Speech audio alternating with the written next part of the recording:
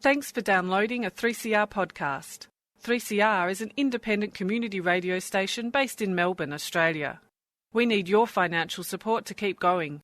Go to www.3cr.org.au for more information and to donate online. Now stay tuned for your 3CR podcast.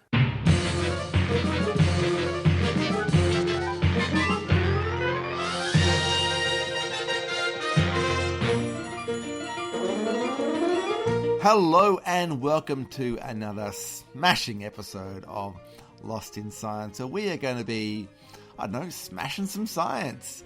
Banging those rocks and seeing what comes out. Joining me is the effervescent, Claire. How are you, Claire?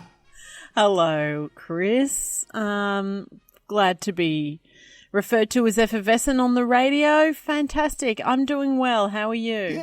Yeah, fantastic. I don't know what effervescent is, so I'm just going to ignore that. Now, have you got some smashing science or some rocks that you're breaking today? Well, I don't know about rocks, but I do have some turd science today. So, okay. Let me backtrack here. Not necessarily turd science, but we will probably cover a little bit off on turds. It is some flushing facts. Ooh. I have recently, as you know, been changing a lot of nappies for the past 9 months and was surprised to learn that a few other parents that I know flush the bamboo liners in their cloth nappies. And that got me researching whether that was actually possible and the whole sort of debate about what you can flush down the toilet and then more broadly what you can pour down the drain because often out of sight out of mind we use the sink and the drain and the toilet as a bit of a bin disposal unit, which is good for some types of disposal, i.e. turds, but not good for other types of disposal. So I'm going to bring us a refresher on some of those, what you can flush, what you can tip down the drain, and why it's important not to put anything else down there. Great. This sounds like a very important story with a lot of practical advice, but I just can't get my head around now the idea that number 2 is the turd number. Think about that, if you will. Oh, yeah. Can't forget. Never forget. Speaking of things that you can't flush down the drain, Stu, what have you got for us today? Doubts about whether I like being introduced that way, but I'm actually going to be talking about another thing that, is apparently unflushable. I'm going to be talking about UFOs. Oh. Oh. Unflushable objects. Yeah. So look, it was World UFO Day last week, and I know. Was it really? I know you were both fully aware of that before I just mentioned it, but yes, it was World UFO Day. I didn't see anything. Nothing you could identify? No, just a few blurry pictures. Yeah. So, look, I just thought it was a timely moment, and there has been a lot of stuff about UFOs and UAPs, which is the new term that we're being encouraged to use. There's a bunch of stuff got released by the Navy in the US, and there's all sorts of things going on about it. But I just thought I'd have a bit, in deference to the World UFO Day, which I think is a bit of a not a joke, not a scam, but it's not exactly science. But I thought I'd have a look into it anyway, just for fun. Great. Well, this is like a fantastic variety on this show today. So look, keep watching the skies, keep watching the sewers, and on with the show.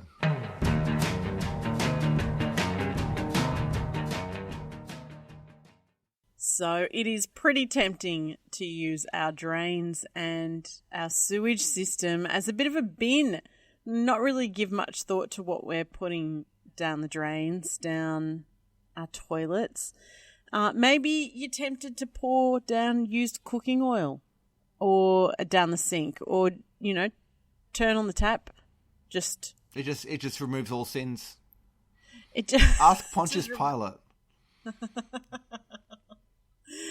Or maybe, I don't know, maybe you've got a half-used tin of paint in the cupboard that, you've been tempted to pour down the drain, or maybe you've been flushing wipes or bamboo nappy liners, or maybe you've been flushing the cat poop down the litter tray. Well, this week, if you relate to any of those, boy, I've got the lowdown in the ground for you. I've got I don't know if that pun works, the lowdown on the ground, just in the ground, under the ground. Just go with the flow, Claire. Just go with the flow. Just go with the flow. Oh, gosh. Because, all those habits, they can cause big problems in your house. They can cause problems in your backyard. So let's have a look. And first of all, let's have a look at the things that can go down your drain, that you might pour down your sink, that might cause problems. And according to some water utilities, the worst thing that you can pour down your drain is fats and oils. Oh. Now, yeah, it's the worst thing. And, fats and oils, they do not mix with water. They are, as we say in science, immiscible. But you know how it is when, like in the cooking oil, it's nice and hot and it flows really easily. It does flow really nicely, doesn't it? And it's like... It's tempting. Yeah. Yeah, it is tempting. This is how we get fatbergs, guys. This is how we get fatbergs. And when they're hot, they pour very easily. But down the sewer pipes, they cool down. They cool down very quickly. And it's very cold down there because there's not a lot of heat. So what ends up happening is oils do not mix with water. They do not dissolve. And they end up cooling and solidifying. And like Stu just said, it spells disaster and the fatberg. It spells Fatberg, fatberg. It's actually quite a serious problem. It's estimated about 30% of sewer blockages are due to fats and oils. And yeah, what we mean by fatbergs is all these oils, fats and greases, they combine with other materials that might go down the sink or down the toilet. I'm talking all the gross things you can imagine. So if you don't like, imagining gross things, then maybe tune out for the next 10 seconds. But imagine all of the waste of your hair and flushable wipes that aren't actually flushable combining into a giant monstrosity that is a fatberg. There's fatbergs that have been bigger than buses, bigger than houses. And don't forget all that other gross stuff in there, like skin and all of the other bits of your body parts that end up down the drain. It's a whole lot of gross stuff that somebody has to go and unclog. Exactly. Think of the poor guy down there, the poor worker. The poor person. And they get quite hard too, don't they? These congenial fatbergs. I remember going years ago to the London Museum in London. They had like a segment of a fatberg in the museum just to show what it was like, and yeah, it was like a rock almost. Yeah, well, those oils are like the glue that glues they're the mortar, and the flushable wipes are the bricks of the fatberg, of the bricks and mortar fatberg, and then your hair is like the Rio. It's disgusting. Human Rio. Oh gosh, it actually took UK workers 2 weeks in 2021 to remove a fatberg from London sewers as big as a house. So, think about them. It can cause a lot of havoc. So what do you do instead of putting it down the sink? Well, some councils offer recycling for cooking oils. Small amounts of cooking oil also can be composted or tipped on the garden. Don't go too overboard with this. I'm sure you'd agree with me, Stu, because it can trigger anaerobic or, decomposition that has no oxygen in it, so that can cause rotting and stink, right? Yeah, well, as you said, the anaerobic bacteria are the ones that take over when there's a lack of oxygen, and they're the ones that make the real stinky smells in people's compost piles. Yeah. And even worm farms, if you don't have enough worms in there, can suffer from the same thing. So it's not advisable. And it also forms an impenetrable layer because it doesn't mix with water. So if you pour it on your soil, Water can't soak into the soil. It can't get down to your plant roots and things. So really the best idea is to put it into the landfill, unfortunately. We don't like more landfill, but it is better than going down the sink, and it's better than going in large quantities into the soils. So up next, paint. Old paint. I'm sure everyone's got half a tin of old paint lying around. How do you get rid of it? Water services say all paint, all oils, lubricants, pesticides, thinners, none of that should go down the sink. They contain hazardous chemicals. They can cause sewer pipe damage, environmental pollution, create fumes that are dangerous for people who work down in the sewers. So,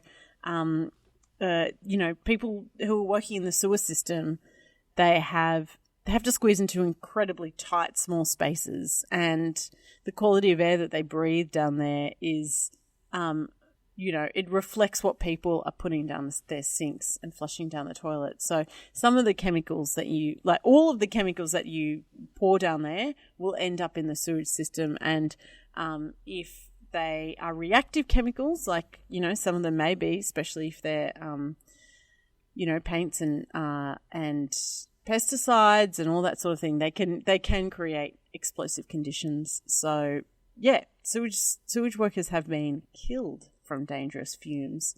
So instead, what you should do, especially with old paint, I found this website. It's called paintback.com.au.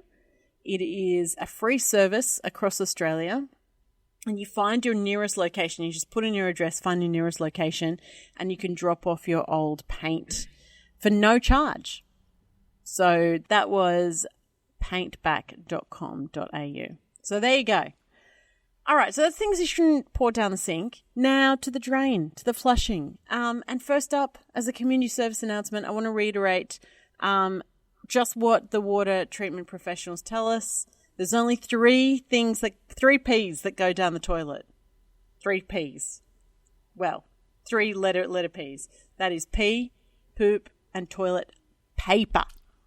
Toilet paper. Anything else and you risk of clogging up the sewage system, and creating health hazards and environmental issues. So things like those so-called flushable wipes that are not actually flushable, but also other non-flushable objects. So something that I've come into contact with over the last 9 months are bamboo liners in cloth nappies. Yeah. Now, these bamboo liners, some companies advertise that they are able to be flushed down the toilet. They're not actually wipes, they're these liners. And it's questionable, considering they're pretty solid. They're made out of bamboo fibres and they don't break down in water. They're not part of the 3 Ps. So after a bit of research, it really does look like, no, they're not flushable. They're just like any other wipe. Don't put them down the toilet. The only difference with the bamboo liners is they are compostable. So you can put them in your compost, but do so only with the pea-soaked ones. Don't do that with the poop-soaked ones. Because poop in human compost is a no-no. Unless you're really set up for that, which most of us aren't. And then the last thing to mention here is cat poo. Now, some people teach their cats to poop in the toilet or empty the poo from the litter into the toilet. And a quick research of this seems to be that judging that the experts say that is not cool. And it's mostly for health and safety reasons, specifically potential transfer of a disease we all know and none of us love, toxoplasmosis. It causes issues with pregnant people. It's a really nasty one, and it's transferred through cat poo. So because it is an issue and can get into the system and can end up either out in the water or even some people suggest maybe in marine mammals. The best advice is don't flush your cat poo down the toilet. Just put it into the bin, same as your dog poo. And remember, if you are unsure about, flushing or putting anything down the sink, it is best to err on the side of caution, put it in the trash, and then, we can ensure that our wastewater management systems thrive, leaving us all with a flush of pride. Science and technology must be absolutely mind-boggling. Of course, it's mostly on the theoretical side. Well, so far. Across Australia on the Community Radio Network, you're listening to Lost in Science. Now, did either of you do anything for World UFO Day? What day was it? It was Sunday, the 2nd of July.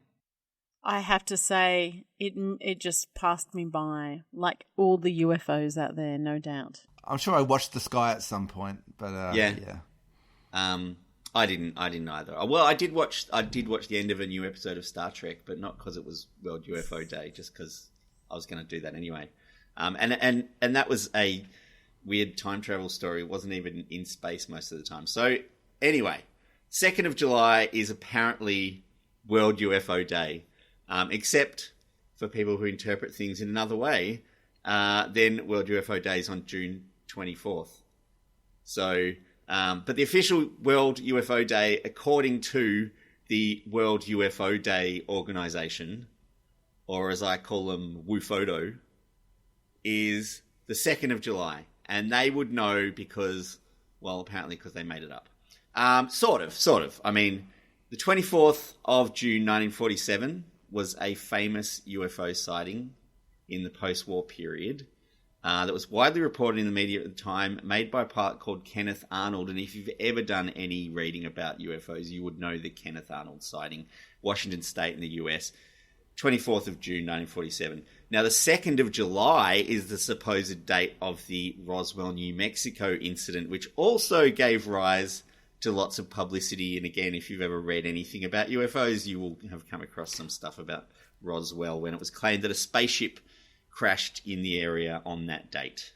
I think you can't go skip past, literally, the Kenneth Arnold one without explaining out the significance of that particular sighting.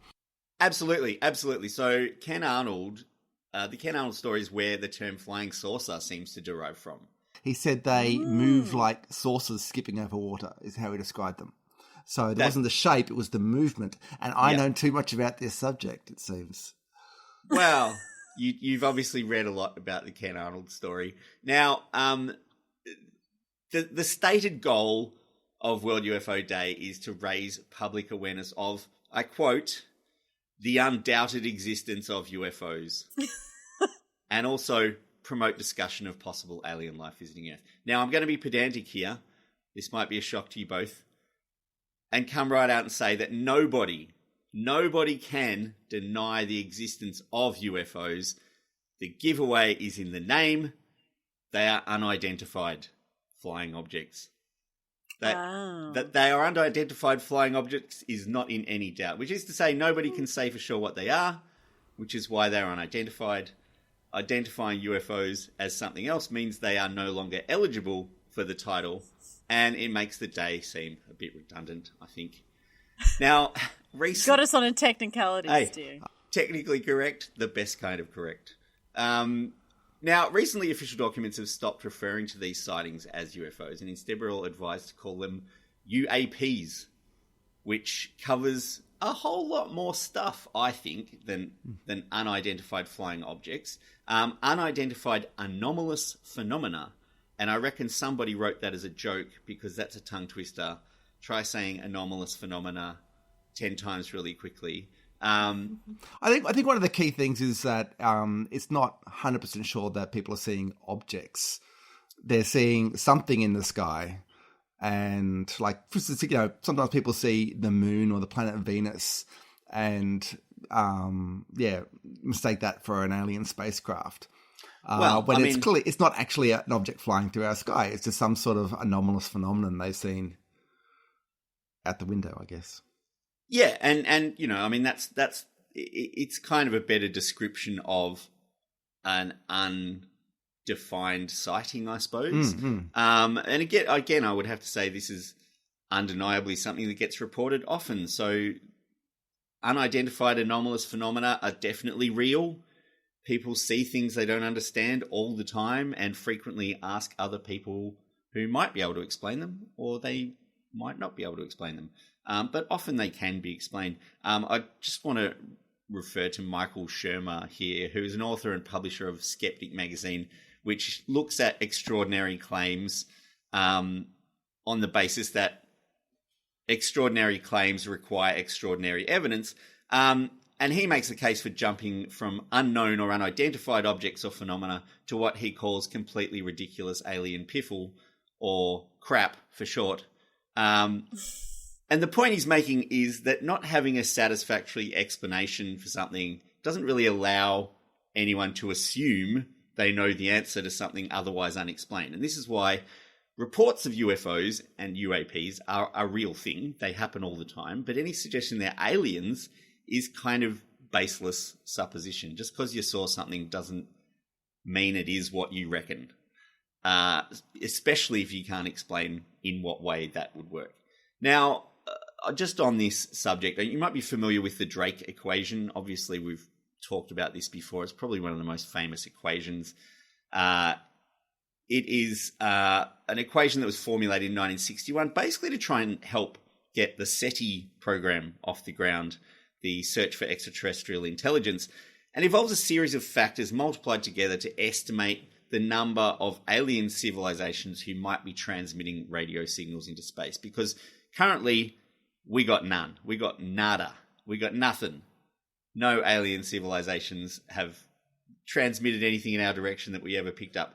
So if we look at aliens visiting Earth, that would require a completely different set of factors.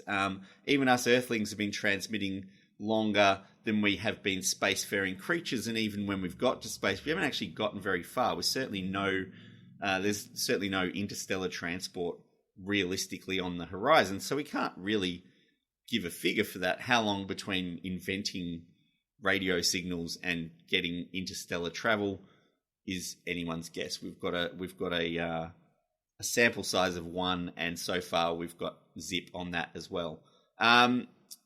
So Frank Drake himself puts the number of transmitting societies that are detectable at about 10,000 in the Milky Way galaxy. And this is based on a lot of assumptions. In fact, the whole equation, anytime someone works it out, is based on assumptions, because most of this stuff we've only got a sample size of 1, which is us, to go on. We have got no comparison. But he's assuming that one civilization comes online a year and they exist for about 10,000 years. And by his calculations, there's about 10,000 transmitting out there. But of course, these are just assumptions. And all those signals have to travel from wherever they are in the galaxy to us before we can detect them, which in a galaxy over 50,000 light years across is potentially a very long way.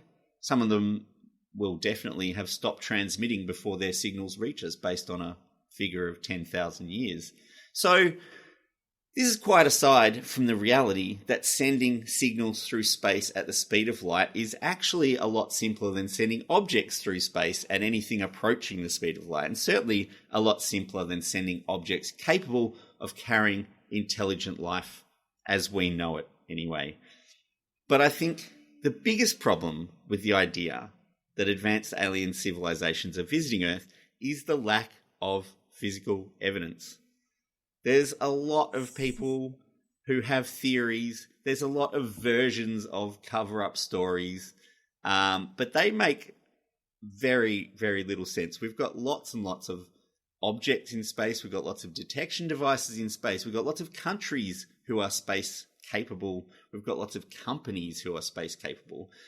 It would require all governments of all political persuasions and every private company with space assets to agree not to tell. And personally, this is just my personal opinion, I just don't think people have it in them to do that.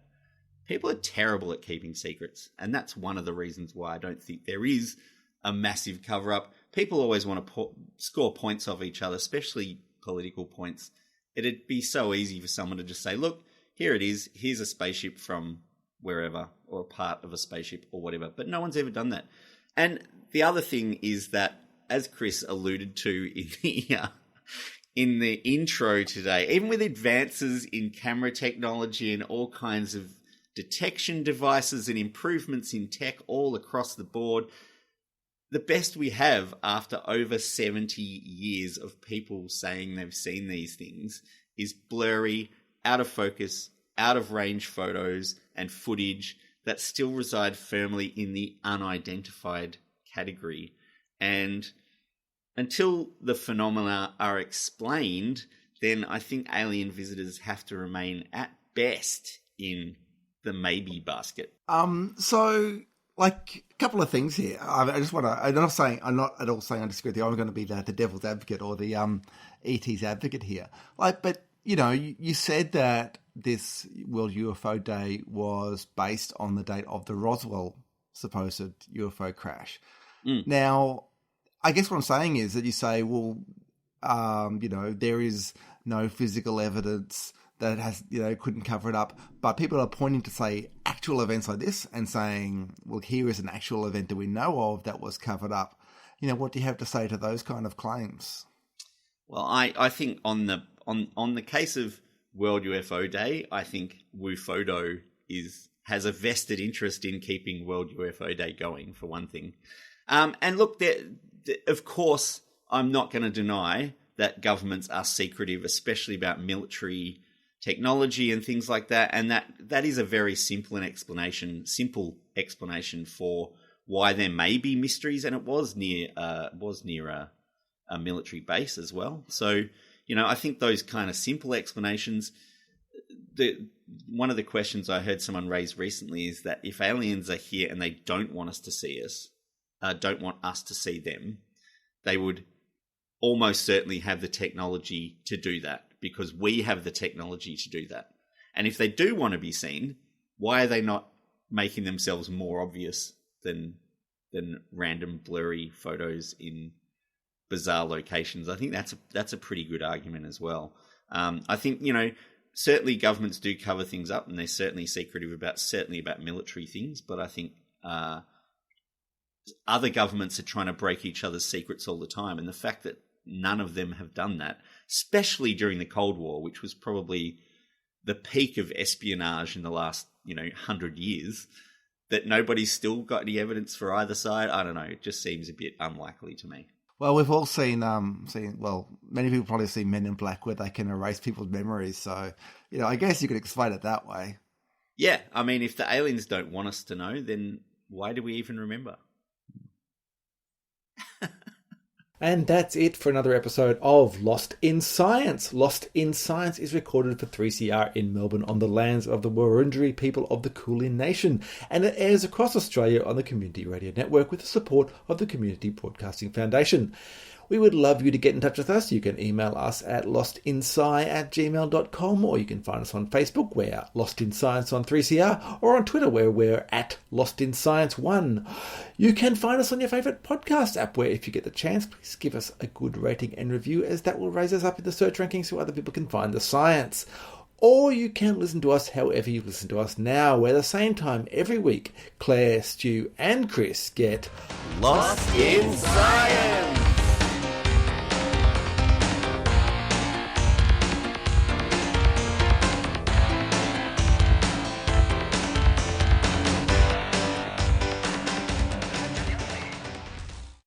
Thanks for listening to a 3CR podcast. 3CR is an independent community radio station based in Melbourne, Australia. We need your financial support to keep going. Go to www.3cr.org.au for more information and to donate online.